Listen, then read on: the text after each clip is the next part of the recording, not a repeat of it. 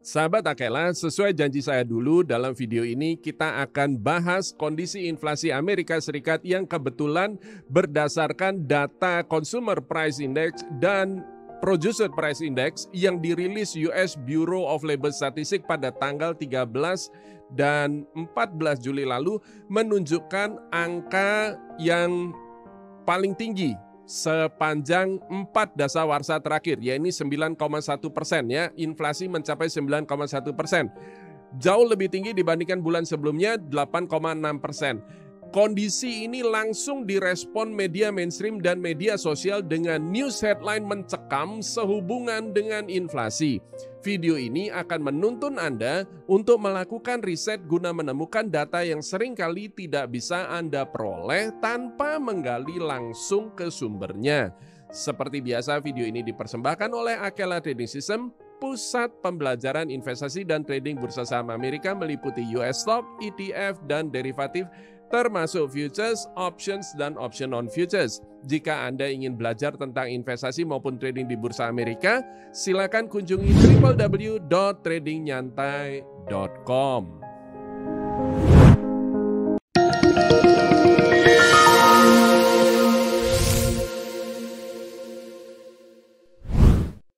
Oke, Bapak Ibu, saat ini inflasi di Amerika Serikat ini menjadi headline di semua media mainstream yang ada. Ya, mari kita lihat.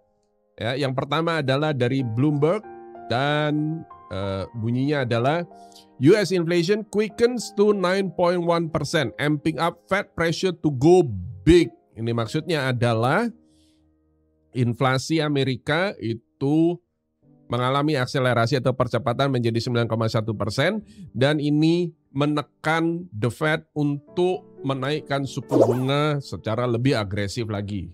Go big.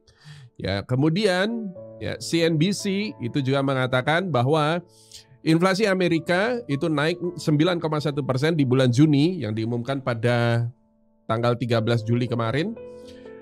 Jauh lebih besar daripada ekspektasi sebagaimana consumer pressure ya dari data CPI, Consumer Price Index, itu semakin lebih naik tambah banyak gitu ya, lebih intensif.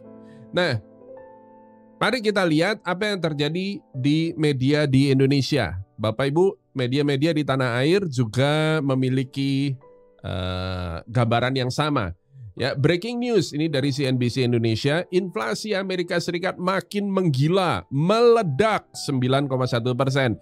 Kemudian CNN, inflasi Juni tembus 4,35%, tertinggi sejak 2017. Ya, nah mari kita lihat lagi. Ya, ini Kompas. Ya, Amerika alami rekor inflasi tertinggi dalam 40 tahun, harga bensin mendekati Rp20.000 per liternya. Nah, Bapak Ibu, seperti biasa, saya akan membahasnya bukan atas dasar berita yang ada di media ataupun baik media mainstream maupun media sosial. Namun saya akan bicara tentang data, ya, dan kalau kita bicara tentang data inflasi, maka kita bicara tentang indikator inflasi. Nah, indikator inflasi ini saya golongkan menjadi dua bagian.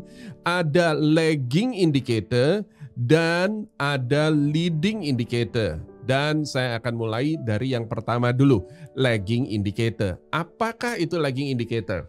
Lagging indicator disebut lagging. Lagging itu artinya terlambat atau tertinggal. Kenapa demikian? Karena data ini, indikator ini baru diumumkan berdasarkan data-data yang sudah terjadi, ya. Dan data-data itu dikumpulkan, diolah, baru kemudian disajikan. Berarti yang disajikan itu adalah data yang sudah lewat, ya, Bapak Ibu. Nah, lagging indicator yang paling terkenal sehubungan dengan inflasi itu adalah yang pertama Consumer Price Index. Ini yang diumumkan barusan tanggal 13 Juli kemarin ya, atau namanya CPI. Nah, CPI ini terdiri lagi jadi dua macam. Ada Consumer Price Index dan ada Core CPI. Kalau ada kata core, itu artinya komponen makanan dan bahan bakar BBM itu dikeluarkan. Ya, komponen food and energy itu dikeluarkan. Kenapa demikian? Karena food and energy ini seringkali sifatnya itu adalah musiman.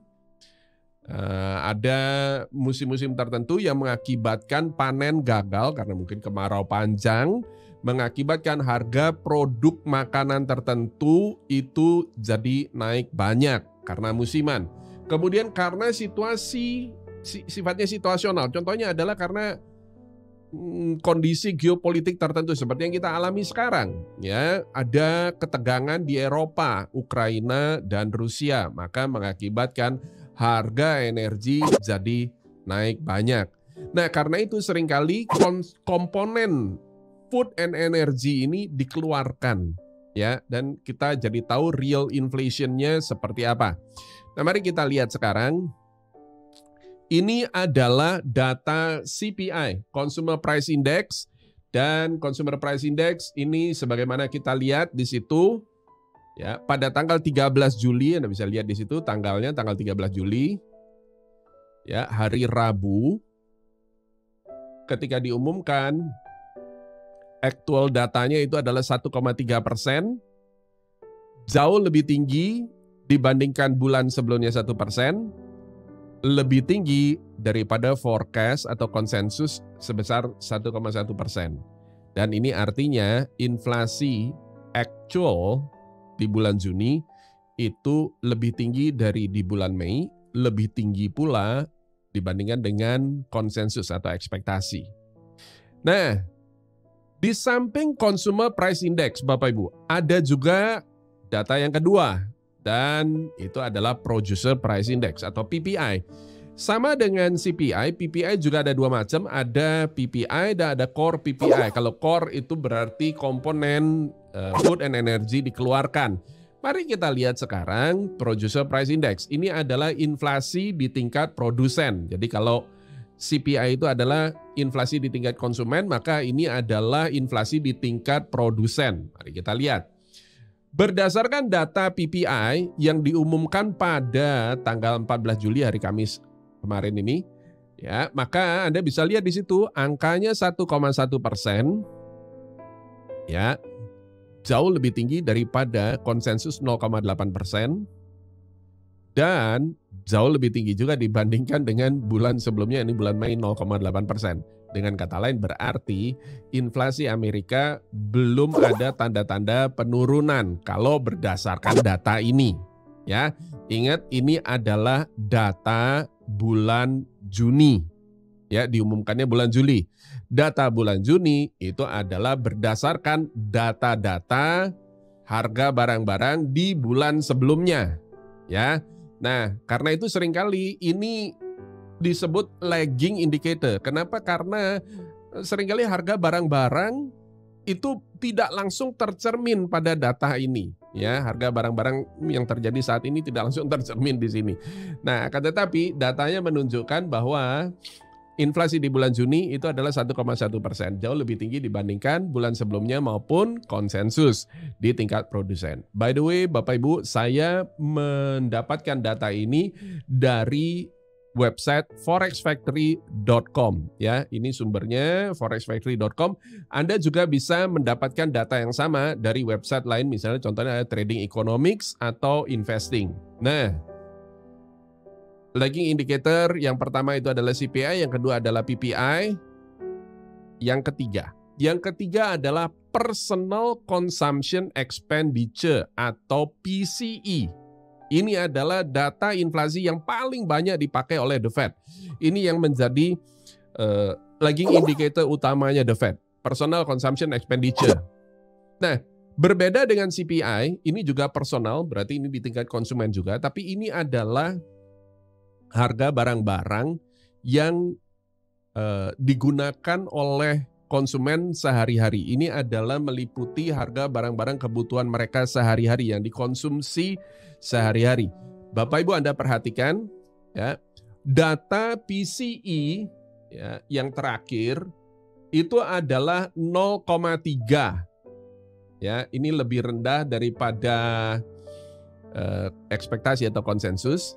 Ya, berarti satu-satunya data yang rada lunak inflasinya itu adalah personal consumption expenditure. Ya, ini menunjukkan adanya penurunan. Jadi kalau Anda bisa lihat, ya, mulai dari 2022 sampai sekarang, personal consumption expenditure, ya, belanja konsumen, ya, atas barang-barang kebutuhan sehari-hari ini tidak setinggi data yang ditunjukkan pada CPI maupun PPI.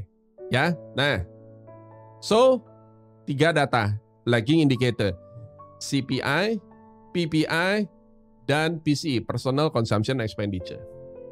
Oke, Bapak Ibu, kita sebagai investor atau trader, ya, di bursa saham tidak pernah, ya, saya tekankan lagi kata-kata tidak pernah hanya memfokuskan diri pada data-data lagging indicator. Kenapa?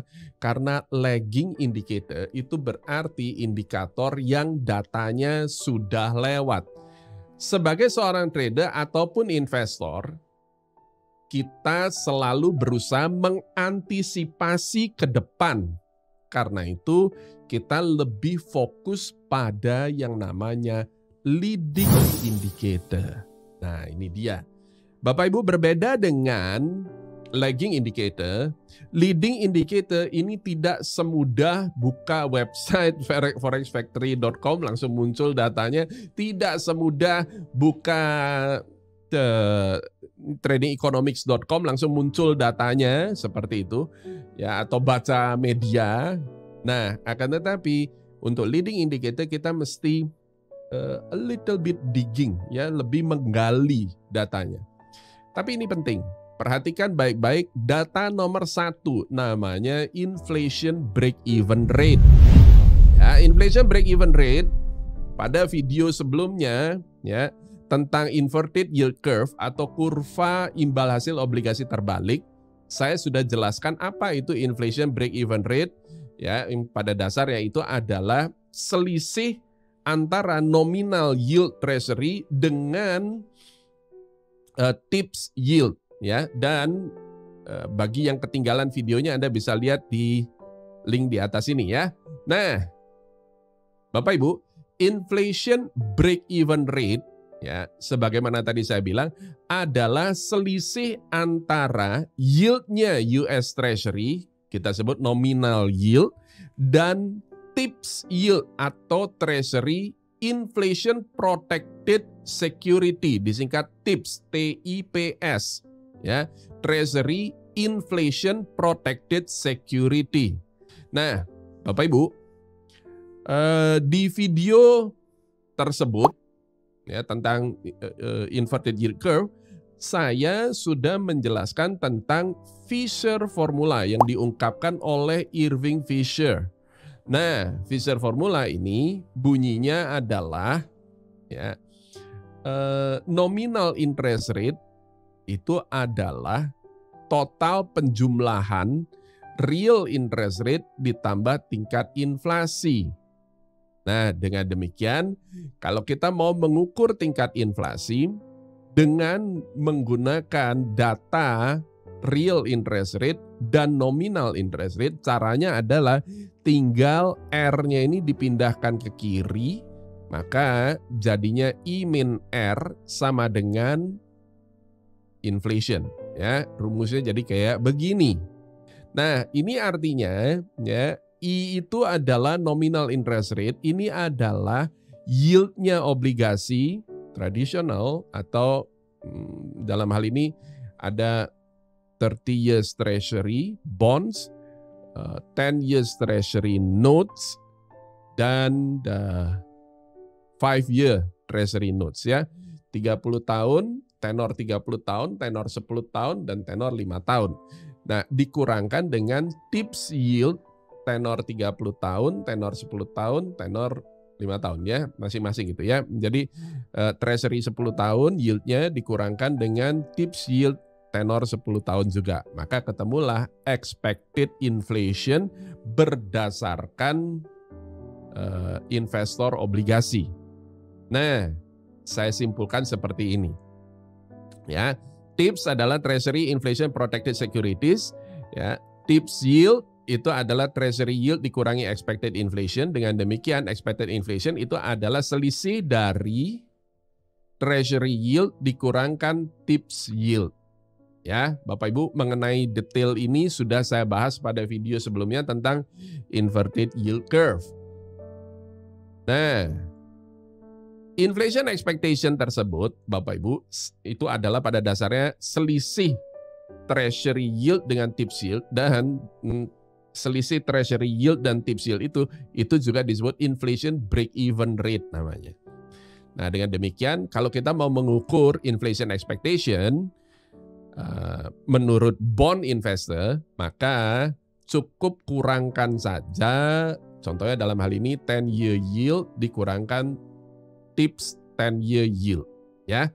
Nah, mari kita lihat sekarang, Bapak Ibu, yang di atas ini adalah 5-year break-even inflation rate, yang di bawah ini adalah 10-year break-even inflation rate. Dua data ini saya peroleh dari Federal Reserve Bank of St. Louis.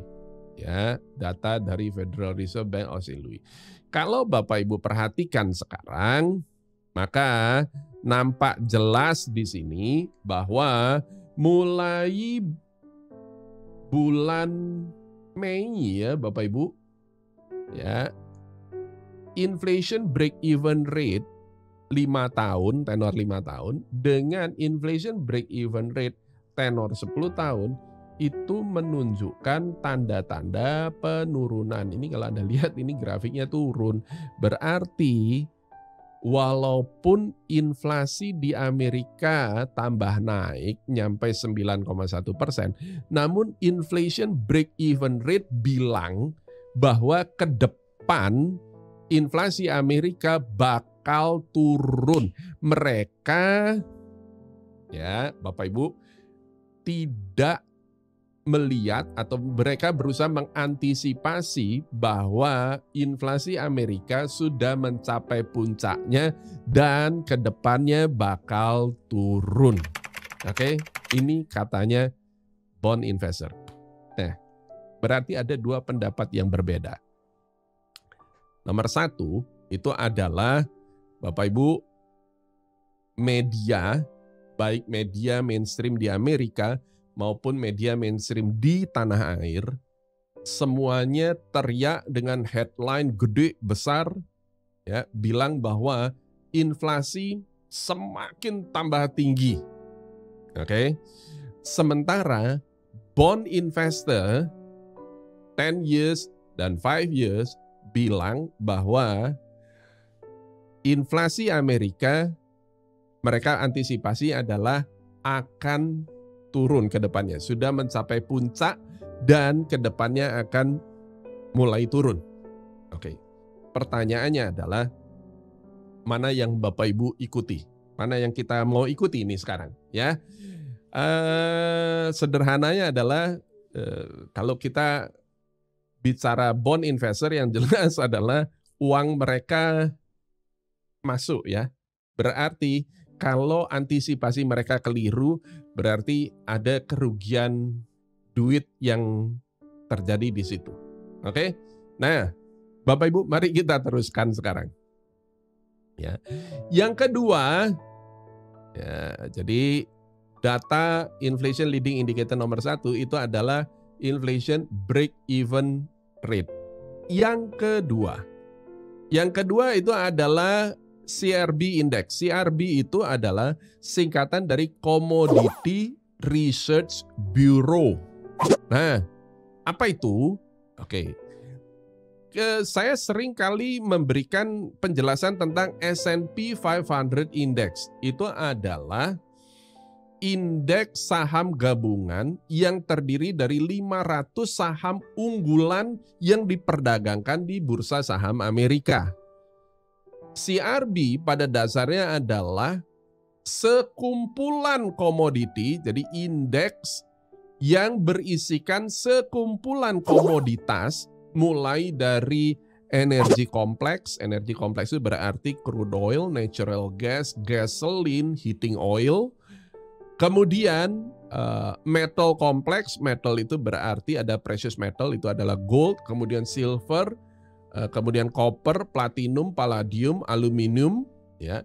Kemudian the agriculture itu banyak sekali, ada green complex itu meliputi jagung, soybean sendiri ada soybean kompleks karena terdiri dari 3 komoditas, ada soybean meal, ada soybean oil. Kemudian by the way soybean oil ini adalah produk substitusi dari CPO, crude palm oil. Ya, terus kemudian ada soft commodities, frozen concentrate orange juice, coffee, ya. Kemudian lumber, jangan tanya saya kenapa kok lumber masuknya soft commodities, tapi memang begitu kenyataannya. Ya, saya dulu pertama kali baca juga saya jadi tanda tanya, kenapa nih kok lumber dibilang soft gitu? There is nothing soft about lumber gitu, tapi dia masuknya di soft commodities. Nah, mari kita lihat sekarang ya. Seluruh komoditi ini harganya kayak gimana? Karena apa? Karena kalau harga komoditas naik, maka ini akan terefleksikan pada harga produk barang-barang jadi yang dipakai oleh masyarakat. Akibatnya inflasinya tentu naik. Tapi kalau harga komoditas ini turun, maka nantinya akan terefleksikan pada harga barang-barang yang semakin turun dan mengakibatkan inflasinya jadi turun. Ayo kita lihat sekarang CRB Index. Bapak Ibu, ya, yang coklat itu tadi itu adalah inflation break-even rate, ya, 5 year dan 10 year. Yang coklat itu adalah 5 tahun, yang biru itu adalah 10 tahun. Ya, kita sudah tahu bahwa inflation break-even rate-nya turun, baik 5 tahun maupun 10 tahun. Anda perhatikan yang merah ini saya bold. Ya, ini adalah harga CRB Index, Commodity Index, Bapak Ibu. Oke, naik kencang kayak begini. Tapi sebagaimana Bapak Ibu perhatikan, di bulan Juni CRB Index mencapai puncak dan mengalami penurunan yang cukup tajam kayak begini. Ya, Bapak Ibu tentu mempertanyakan ini sekarang. Emang beneran nih Pak Hari turun? Kok bisa turun? Ya, sementara media bilangnya harga komoditas pada naik semuanya gara-gara perang Ukraina. Ya, harga bahan makanan membumbung tinggi, gandum Ukraina itu lumbung gandum dunia, mengakibatkan harga gandum naik banyak, CPO minyak goreng di tanah air naik banyak, CPO naik banyak. Oke, mari kita lihat Bapak Ibu. Anda lihat baik-baik sekarang. Ini adalah charts-nya corn futures. Ya, ini adalah jagung. Oke. Bapak Ibu bisa lihat sendiri mulai dari bulan Juni sampai sekarang jagung ini mengalami penurunan yang cukup signifikan. Ya, ini turun banyak nih Bapak Ibu. Oke, kemudian ini adalah soybean oil. Produk substitusinya CPO, crude palm oil. Bapak Ibu bisa lihat ya bahwa soybean oil ini mengalami penurunan yang cukup signifikan. Berarti dengan kata lain harga CPO ya silakan diperiksa itu juga mengalami penurunan yang cukup signifikan karena ini chartnya sama ya antara soybean oil dengan CPO, mirip sekali, hampir kongruen ya, hampir berimpitan itu kalau digambar. Nah, kemudian mari kita teruskan sekarang. Ini adalah wheat futures. Wheat itu gandum Bapak Ibu, Anda lihat itu wheat futures ya. Ini adalah chartsnya gandum. Anda lihat sendiri gandum ini sudah hampir mendekati harga titik terendah di tahun 2022. Ya. Dan mari kita lihat lagi, kita teruskan. Ini apa nih? Ini adalah lumber futures. Ini adalah kayu. Ya, menunjukkan harga real estate di Amerika itu juga mengalami penurunan. Kenapa? Karena harga lumber ini adalah refleksi dari harga real estate di Amerika, Bapak Ibu. Karena lumber turun, maka berarti ini indikasi bahwa harga real estate properti itu juga mengalami penurunan. Mari kita lihat copper futures. Ya, ini adalah tembaga dan Anda bisa lihat Bapak Ibu, harga tembaga ini sudah di titik terendah tahun 2022. Ya. Dan mari kita teruskan lagi. Ya, ini adalah gasoline, Bapak Ibu bisa lihat di situ. Ini adalah bensin di Amerika, Bapak Ibu, yang digadang-gadang sebagai penyebab tingginya inflasi di Amerika saat ini. Ya, Anda bisa lihat ini, harga gasoline itu sudah turun dari kisaran 4,5 menjadi sekitar 3,3 ini sekarang, ya, per gallon. Nah, mari kita lihat lagi, kita teruskan. Sekarang ini apa nih? Ini adalah natural gas. Ya, natural gas, ada berita bahwa Rusia itu menghentikan Nord Stream ya untuk maintenance, dan karena itu Hongaria ini sekarang khawatir berat. Ya, Eropa khususnya ya khawatir berat sehubungan dengan hal ini. Tapi Anda bisa lihat sendiri di sini.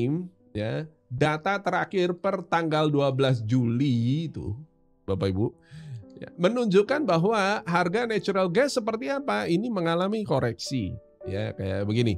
Dan mari kita teruskan lagi, ya berarti kesimpulannya adalah berdasarkan data-data harga-harga komoditi berarti mengalami penurunan, Bapak Ibu, dan penurunan harga-harga komoditi ini belum terrefleksikan pada CPI, PPI Juni, ini baru nanti akan terrefleksikan pada data-data yang akan datang.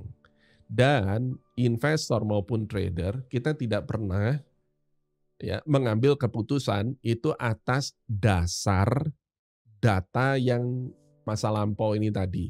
Ya itu cuman sebagai referensi, bahan referensi saja. Tapi kita melihatnya adalah berdasarkan data leading yang kedepannya seperti apa. Nah, jadi ada dua ya, inflation break-even rate, satu sudah. Kemudian yang kedua adalah CRB, Commodity Research Bureau, harga-harga komoditas. Yang ketiga adalah menarik sekali Bapak Ibu, itu adalah Fed Watch Tools. Ya. Nah, Fed Watch Tools ini adalah indikator yang sangat penting. Kenapa demikian? Karena kalau Bapak Ibu, teman-teman semua paham tentang ini, Anda bisa tahu berapa kemungkinan The Fed akan menaikkan suku bunga pada setiap FOMC yang akan datang.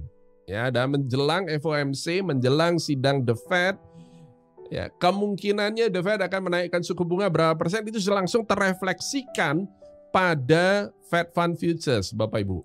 Nah, Federal Bank of New York itu selalu tiap hari merilis data yang namanya Fed Fund Effective Rate. Dan Fed Fund ini ada derivatifnya, diperdagangkan di Chicago Mercantile Exchange, namanya 30 Days Fed Fund Futures. Dan menggunakan data ini, kita sekarang bisa menghitung berapa persen kemungkinan The Fed akan menaikkan suku bunga pada FOMC 27 Juli 2022. Pada video yang lalu, yang ada di atas ini, saya sempat menunjukkan data bahwa The Fed akan menaikkan suku bunga kembali sebanyak 75 basis point. Pertanyaannya, kok saya berani banget bilang begitu ya? Emangnya saya dukun, saya bisa tahu apa yang akan terjadi nanti? Emangnya saya dapat bocoran dari The Fed? Enggak gitu, tapi ada datanya. Nah, kalau Anda tanya lagi, terus gimana Pak Hari yang tanggal 21 September nanti, jadi yang 2 bulan yang akan datang? Agustusnya gimana? Agustus nggak ada FOMC. Ya. Jadi FOMC lagi itu adalah nanti tanggal 21 September. Terus kemudian nanti November gimana? Desember gimana? Nah, saya ajarin cara lihatnya. Mau ya? Oke, lihat baik-baik sini. Nah, Bapak Ibu, caranya adalah Anda masuk ke website ini ya, www.cmegroup.com/trading-interest rate-countdown to FOMC.html. Nah, linknya saya berikan di kolom deskripsi di bawah. Jadi tenang, nggak usah khawatir ya. Begitu Bapak Ibu buka ini, maka akan tampil grafik seperti ini. Dan dari sini kita bisa lihat ya bahwa current saat ini suku bunga Fed Fund Rate itu adalah 150 sampai 175 ya basis point. Nah, berdasarkan Fed Fund Futures ada 70,9% kemungkinan The Fed akan menaikkan suku bunga menjadi 225 sampai 250, berarti naik 75 basis point pada FOMC 27 Juli 2022. Dan hanya 29,1% kemungkinan The Fed akan menaikkan sebanyak full 100 basis point. 250, 275. Berarti kemungkinan besarnya berapa? Kemungkinan besarnya adalah The Fed akan menaikkan 75 basis point pada 27 Juli 2022. Oke. Dan Anda nanya, September gimana Pak Hari? Nah, lihat di situ. Ya, itu sudah ada tab 21 September, 2 November, 14 Desember. Ayo diklik sekarang 21 September kalau saya klik, maka akan nampak di situ 49,2% kemungkinan The Fed akan kembali menaikkan 75 basis point. Ya, berdasarkan Fed Fund Futures. Angka September ini karena masih jauh Bapak Ibu, masih 2 bulan lagi, ini masih bisa berubah berdasarkan data CPI, PPI yang akan datang nanti, ini masih bisa berubah lagi. Berdasarkan harga-harga komoditis, ya ini nanti bisa berubah lagi. Berdasarkan inflation break-even rate, ini juga bisa berubah lagi. Nah, tapi saat ini kemungkinannya adalah 49,2% The Fed akan menaikkan 75 basis point lagi pada September. Dan ayo dilihat tanggal 2 November, ternyata The Fed hanya akan naikkan 25 basis point lagi di bulan November. Dan Desember itu The Fed menaikkan hanya 25 basis point lagi. Kalau Bapak Ibu mau lihat ringkasannya semua, tinggal klik ini, ada probability di situ, lihat itu probabilities. Nah, itu coba diklik probabilities itu. Maka akan tampil data seperti ini.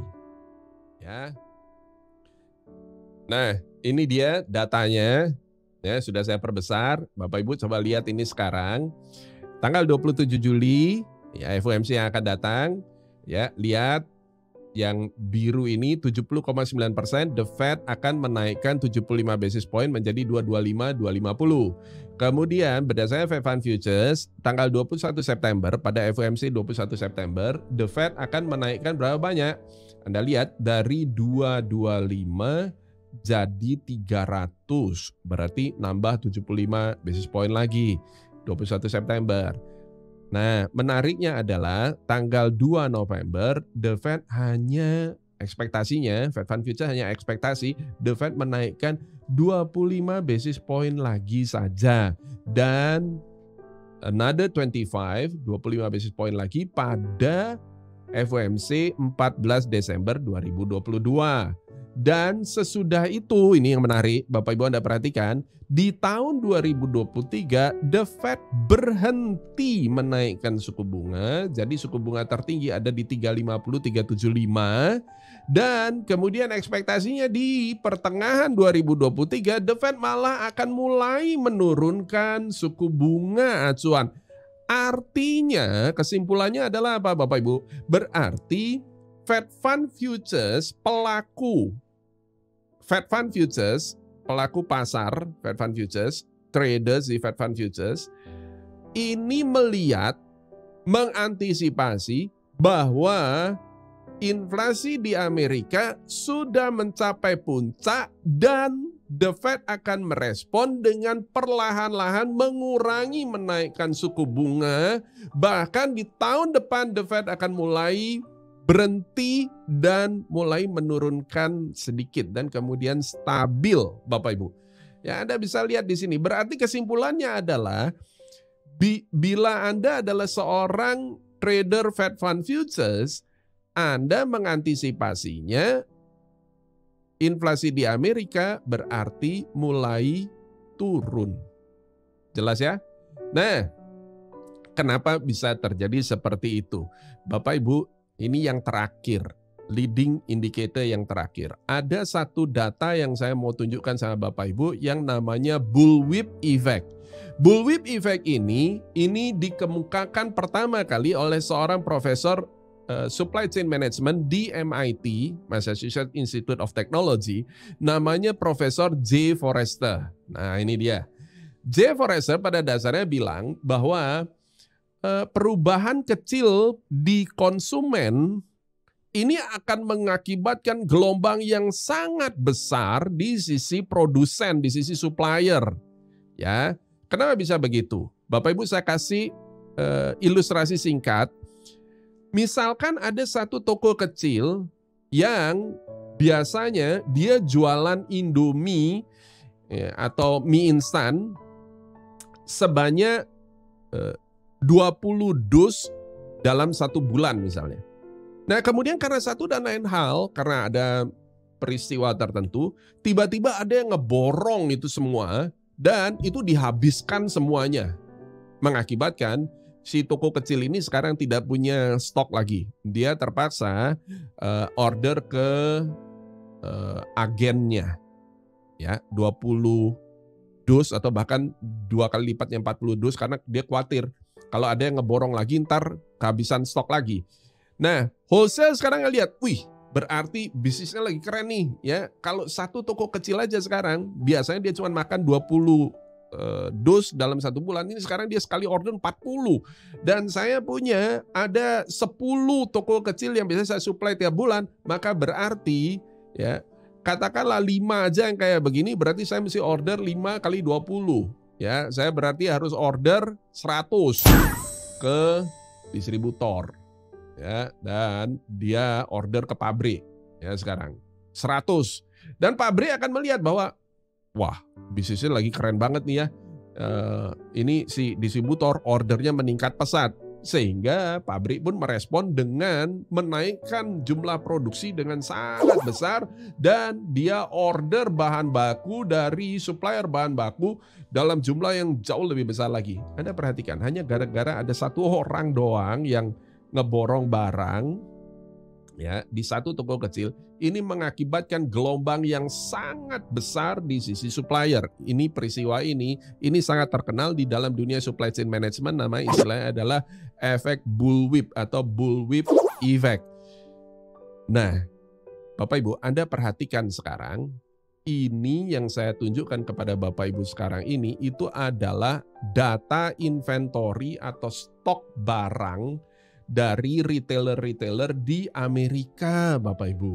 Anda lihat data stok barang di retailer selama periode 2021, kita tahu bahwa mereka mengalami global supply chain problem pada waktu itu, mengakibatkan barang kosong di mana-mana, kehabisan barang. Mereka terpaksa order dalam jumlah yang sangat besar ke supplier-supplier mereka untuk mengisi kekosongan barang-barang, kekosongan stok barang itu tadi. Nah, karena peristiwa kosong barang ini sudah terjadi berbulan-bulan, 1 tahun Bapak Ibu, maka Anda bisa bayangkan sekarang kalau perubahan kecil aja di konsumen itu mengakibatkan bullwhip effect, maka ini sekarang perubahannya bukan kecil, ini adalah permintaannya berlangsung lama, mengakibatkan bullwhip effect ini jadi langsung termultiplikasi dalam jumlah yang sangat besar. Dan akibatnya sekarang Bapak Ibu, para retailer di Amerika mengalami kebanyakan stok barang dan itu namanya inventory glut Bapak Ibu perhatikan sekarang ya, ini datanya lagi-lagi ya ada di media, tapi saya juga heran ini tidak atau jarang dibahas di media di tanah air ya. Retailer Walmart, ini retailer salah satu retailer terbesar di Amerika, ini mengalami kebanyakan stok barang, mengakibatkan mereka butuh waktu 2 kuartal 6 bulan untuk menyelesaikan permasalahan kebanyakan stok barang di gerai mereka. Dan ini bukan cuma dialami oleh Walmart, tapi dialami oleh semua retailer di Amerika. Target, ya contohnya, ini berusaha melakukan tindakan yang masif untuk mengurangi inventory glut ini. Ya, caranya gimana? Caranya adalah dengan memberikan diskon besar-besaran, sale besar-besaran, supaya apa? Barang-barangnya cepat habis, cepat kosong, ya. Mereka bisa bergerak dengan lebih leluasa. Dan ini artinya adalah apa, Bapak Ibu? Berarti harga barang-barang di Amerika ke depan cenderung gimana? Kalau di sale, ya dia jelas turun, Bapak Ibu. Oke? Nah, sahabat Akela, bisa kita simpulkan bahwa saat ini ada dua kelompok yang memiliki pendapat yang berbeda. Di satu pihak, media mainstream dan media sosial yang meyakini kondisi inflasi AS yang semakin membumbung tinggi, di mana hal ini didasarkan pada dua data lagging indicator, yakni CPI dan PPI. Bagaimana pendapat Anda? Apakah Anda akan mengikuti pendapat tersebut atau Anda memilih berada pada kelompok anti-mainstream yang berpendapat bahwa kondisi inflasi Amerika sudah mencapai puncaknya, di mana hal ini didasarkan pada data PCE, Personal Consumption Expenditure, dan leading indicator yakni bond investor yang tercermin pada inflation break-even rate yang semakin menurun, kemudian harga-harga komoditas yang juga semakin menurun, serta kondisi inventory glut yang tengah dialami para retailer-retailer di Amerika, Walmart, Target, dan sebagainya, yang kini sibuk mendiskon barang-barangnya guna mengatasi kepenuhan stok inventory mereka akibat bullwhip effect.